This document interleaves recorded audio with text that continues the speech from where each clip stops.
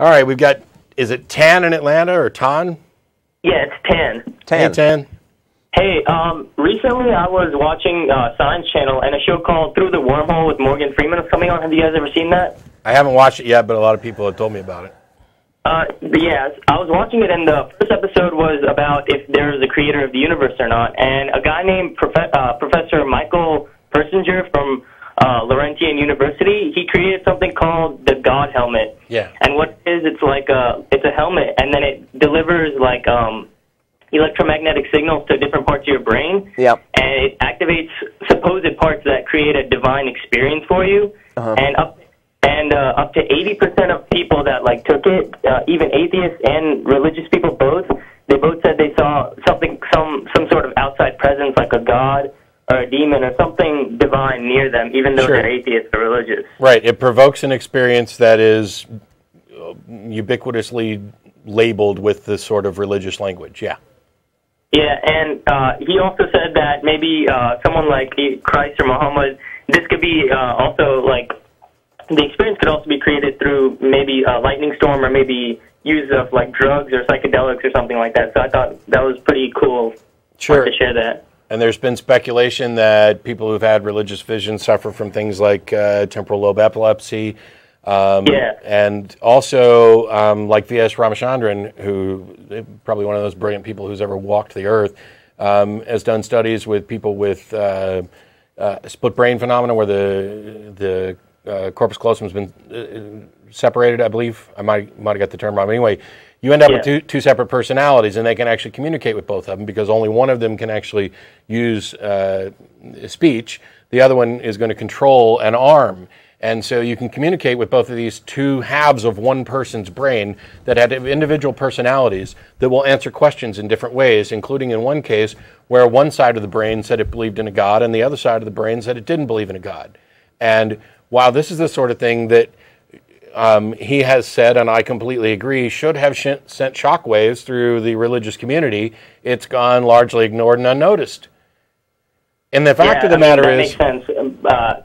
And about that study, I'm taking psychology in school right now, and we were learning about that study, and what happened was when they split the brain, they showed an image to one side of the screen and another side of the screen, and then when they showed it to the right side, the person he knew what it was, but he couldn't, like, verbalize it. And the same thing happened with this God helmet, because they sent pulses to the right side of the brain, and the left side of the brain had to interpret it, and the first thing they could come up with was it was divine.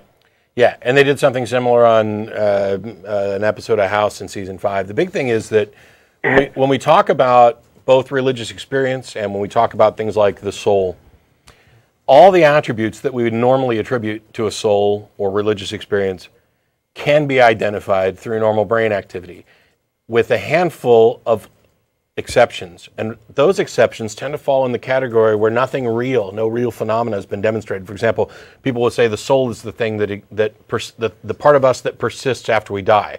Well, obviously there's no reason to think that even occurs. That's just, something that somebody's posited and glommed onto it. When you talk about personality and preferences and beliefs and passions and all these things, they're identifiable in the brain. And by studying people with abnormal brains, we're getting better and better at identifying them. And the fact that we don't understand everything about the brain seems to leave open some room for mystery that religious people still want to work in. But what I find fascinating is they don't need to. They just ignore. Right. They ignore what we find out about the brain and say, nope, that's the soul. Nope, that's the soul. Yeah, I've dealt with many people like that. Yeah, you guys are really helping me out and stuff with even talking to religious people, because I used to get real angry and stuff, but then now I'm just like, I'll let it go because there's no changing people like that, Well, don't give up. I mean, Matt and I both used to be theists. So there is changing people like that. It just, you don't know that in any particular argument that you're dealing with somebody who's going to be able to understand your arguments. And there are people who... There may be people that won't ever change their mind, but you don't know which ones they are.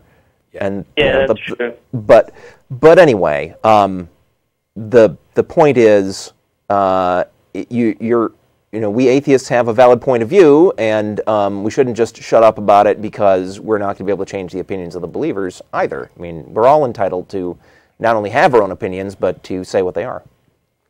Yeah, and exactly. One last thing is that there are people who have called into the show 4 or 5 years ago during, my first year or two on the show, who called in several times, were some of the most staunch believers, who we got into heated conversations and debates about all of this. And I never had any interest in particularly changing that person's mind. My reason for having that conversation is because there are other people watching. There are people at different stages of belief and different positions in this broad spectrum of and considering the arguments. And so I wanted to present them as best I could. And I have received email from some of those people who said, I used to call your show and give you a hard time 2 or 3 years ago, but I kept watching anyway, and now I'm an atheist. So you never know. You never know what's going to happen. Yeah, yeah. All right, well, I won't waste any more time. I know there's a lot of people on the line, so thanks a lot for taking my call. Thanks, Dan. Appreciate it. Bye. Yeah, I don't think there's any real likelihood that, for example, I'm going to change my parents' mind or my grandparents' mind or most of my family members' mind, and so I don't specifically try. It's not that we have an understanding. They know what I believe, I know what they believe. They know that I'm not going to shut up anymore and sit over in the corner while they talk religious nonsense, although on occasion I'll just ignore the conversation, but on occasion I'll chime in because that's the way it works. I don't think I'll ever change any of their minds, but I could be wrong.